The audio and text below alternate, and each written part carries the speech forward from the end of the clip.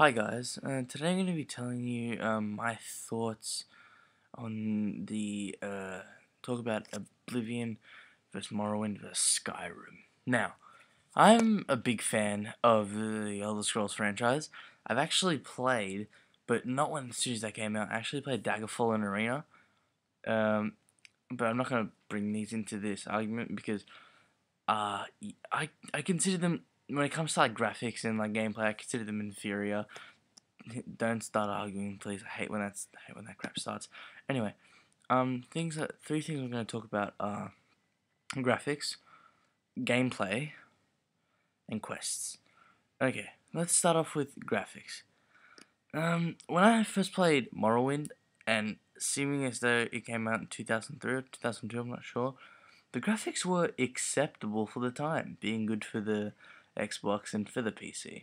And although Oblivion had better graphics, the detail on the characters was just rubbish. I'm being honest now. Just look at them compared to Morrowind. Look, you have, just think about it. Look at this red guard. You, the only thing different is that it's got a darker skin tone and different hair. And all you gotta do is just change the hair and have a darker skin tone, and you have the same thing.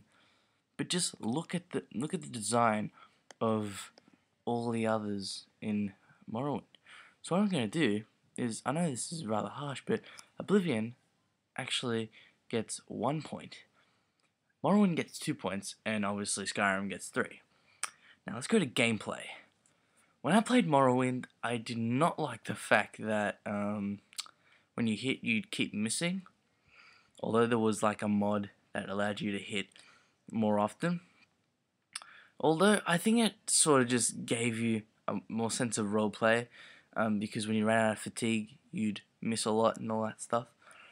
And I wasn't upset about it, but I just think that it adds a sense of like realism, but not to like the fighting with the axe. It actually gives a sense of realism to when you cast magic, because it says a chance of it to cast. And so when I went to cast my fireball, I wasn't even like a mage. I failed because I wasn't really high enough to fire it. And also in Skyrim, I really like the leveling system, the gameplay. They really improved it from Oblivion's gameplay mechanics. Um, Actually, I think that Oblivion actually had I think it was sort of in the middle. I did not like the fact in Morrowind how you would miss a lot of the time. So I'm going to give a point to I'm going to give a point to Morrowind, 2 points to Oblivion, and 3 points to Skyrim. Now, when it comes to the story and quests, this is really tough because when I played Morrowind, I really didn't do that much quests, so I can't really have an opinion on Morrowind. But I have seen some of the quests and very detailed. If I wanted to become a vampire in Morrowind, I'd have to read, and that's really good. But in Skyrim, you can just go into a cave and get Sigwinari Vampirus, and that's just not really much of role playing if you don't really know any information. You're gonna walk into a cave like, oh, look at this vampire, oh, good, yeah, and it's just all like that, and I really didn't like that in Skyrim, and I think that was a bit disappointing. And in Oblivion, the story and quest, I'd say that they were interesting in a way, but they were very dull.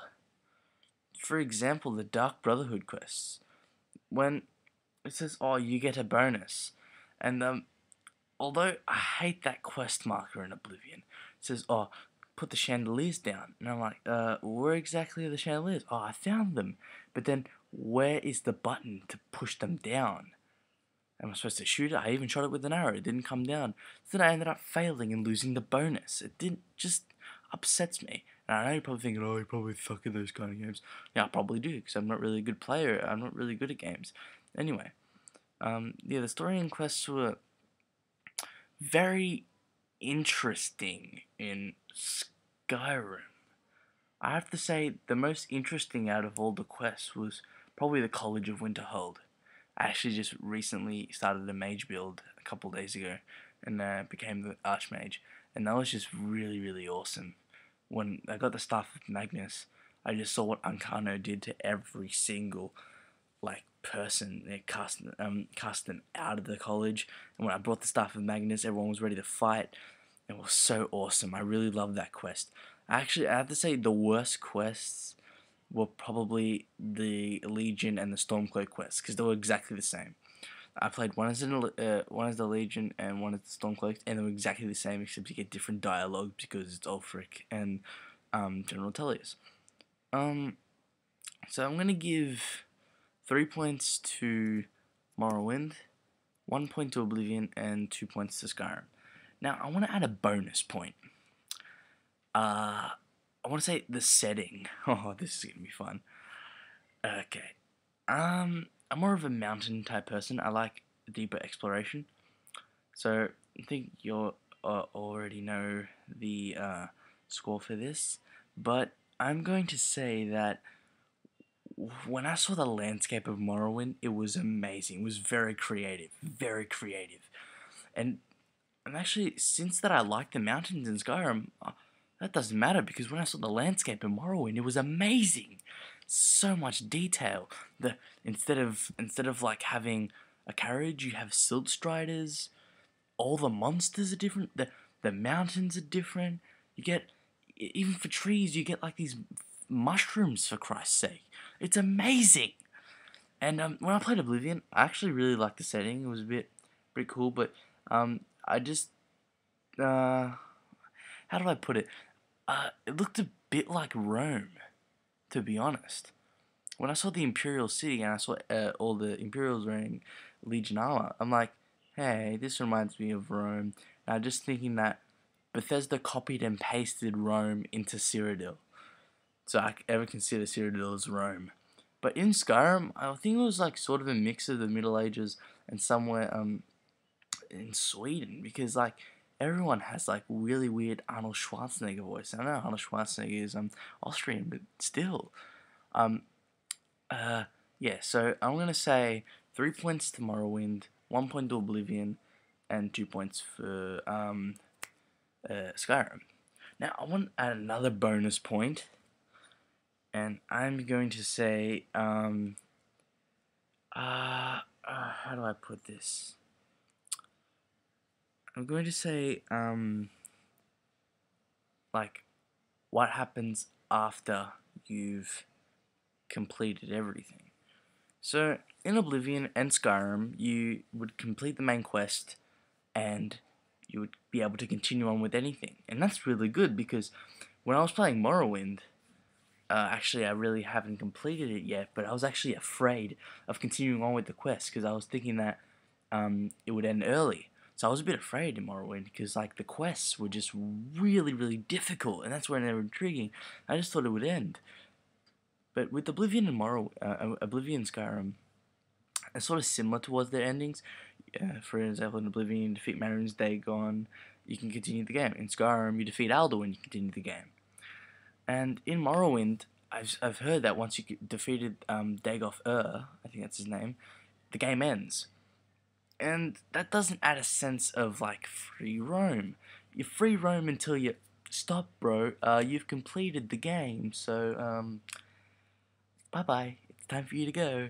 No more game for you. You have to start all over again. Get all those hard-earned glass armor and Daedric weapons and get that vampirism back and get that book that was impossible to find.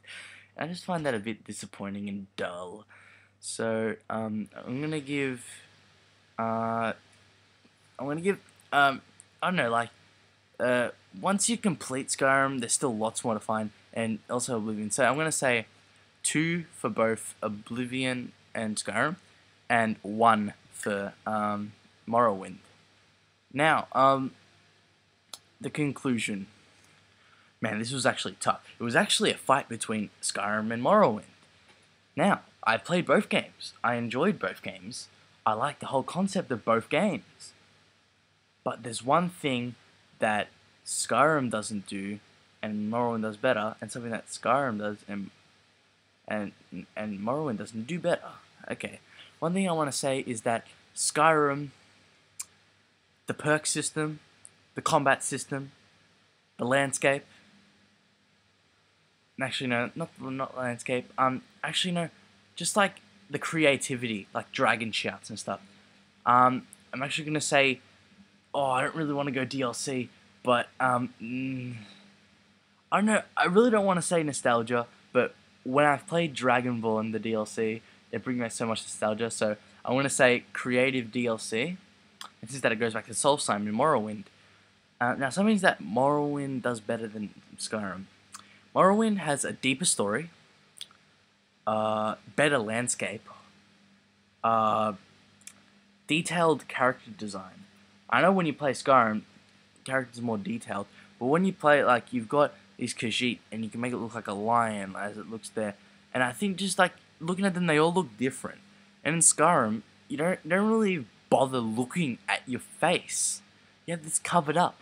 And in Morrowind, you mostly have armors that like don't cover your face, like the Archer's Cuirass, which is medium armor and only has like this nose, and you can still see your face and stuff.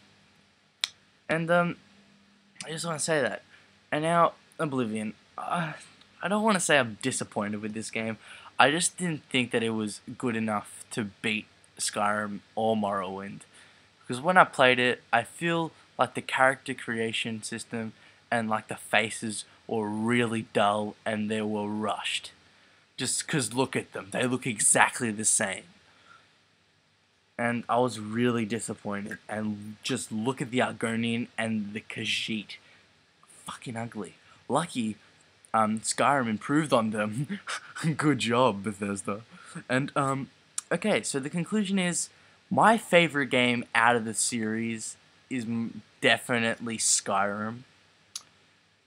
But Morrowind's not too far behind. Morrowind, I enjoyed a lot. Skyrim, I enjoyed more. You wanna know why? It's just, like, oh, it's such an amazing game. When I got this game, I literally played it 5 hours straight. Just shows how addicted I am. 5 hours straight. My mum came in my room saying, William, are you going to sleep? I'm like, yeah, hold on, mum. I just played, leveled up my battle mage. I was so happy that I got this game. When I got Morrowind, the same thing. I actually got it before Skyrim. I was playing it. So awesome, amazing game. And I remember when I went to Balmora, I went to Kius Custodius, and then I talked to him saying, oh, like, you're a Blade member? And then what I did was I activated this console command which made me invincible, and I killed him. I just completely fucked up the questline. It was just so fun. Ah, classic. So, I'm just gonna give it a rating. Okay, Skyrim is an easy 10 out of 10.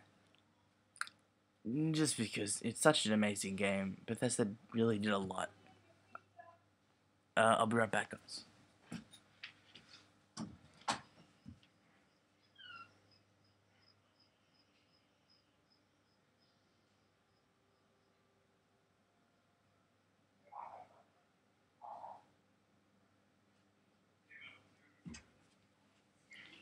Okay, guys, sorry. What I wanted to say is that, okay, the score, 10 out of 10 for Skyrim.